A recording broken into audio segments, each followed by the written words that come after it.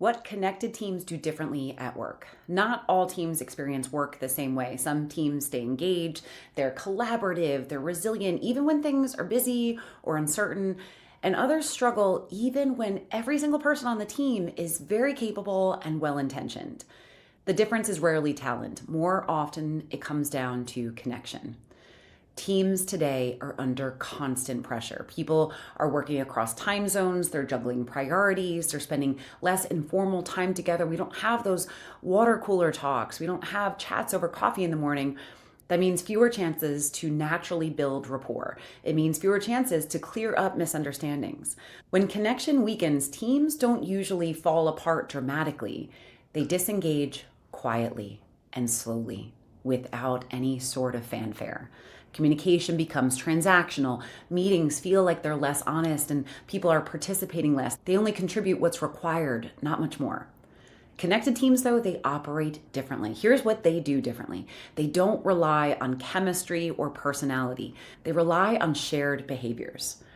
First, connected teams check for understanding, not just completion. They don't assume that every person is on the same page.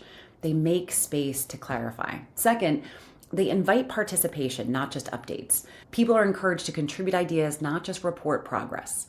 And third, they acknowledge effort and impact, not only outcomes. Work doesn't disappear into a void.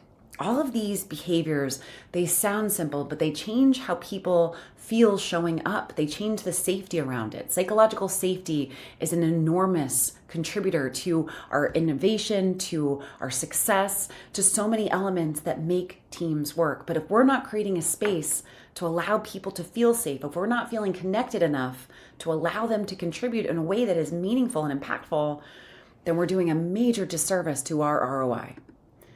Belonging isn't created by those team building events or pizza or value statements. It's created in every single day interactions. Belonging shows up when people feel comfortable speaking up, when different perspectives are welcomed, when contributions are noticed. Connected teams create belonging by how they treat one another in small moments, not in the big initiatives. And that sense of belonging directly affects engagement, trust, collaboration. Now, there is a role of leadership without making this all about leaders, because what we're talking about right now is how everyone shows up. But leadership still matters, not just in a top-down sort of way. They influence that team connection. They build team connection by modeling how conversations happen, by setting the tone for respect and clarity, by reinforcing what are our shared norms. But the strongest teams don't rely on that one person to carry connection. They share the responsibility for it. And that's what makes connection sustainable, because we sometimes don't have leaders that stay throughout the entire course of our company's lifetime. But if we can create a connected team, we can maintain the ROI that we're looking for.